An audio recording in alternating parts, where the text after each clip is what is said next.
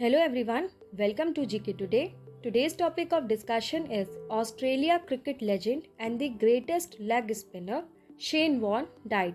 So now let's start the video. Australia cricket legend and the greatest leg spinner of all time Shane Warne has died aged 52. Warne's management released a brief statement stating that passed away in Thailand of a suspected heart attack. An iconic name in international cricket, Warne, since making his debut in 1992, played 145 tests for Australia, picking up 708 wickets in his 194 ODI appearances. Warne took 293 scalps.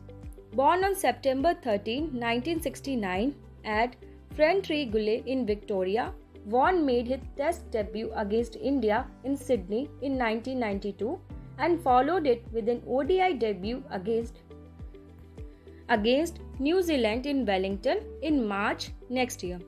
The Australian, who was chosen as one of Wisden's 5 cricketers of the century, finished his career with 293 wickets in ODIs and 708 wickets in Tests, the most by a leg spinner in the format. He also won the World Cup with Australia in 1999 and was placed as the player of the match in the final against Pakistan with figures of 4 for 33.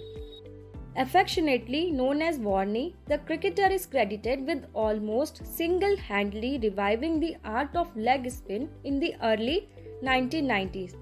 Although luminaries such as Pakistan Abdul Qadir had kept the art alive, Warne brought a new glamour and attacking intent to leg spin. With his sharp and tactical brain, he could outfox the world's best batters. Notably, the leg spinner's delivery to Mike Keating in the Manchester Ashes Test in 1993 is considered as the ball of the century. Like football legend Diego Maradona, Warne was also talented, charismatic, had a flamboyant personality both on and off the field, and was involved in a fair amount of controversies in his life.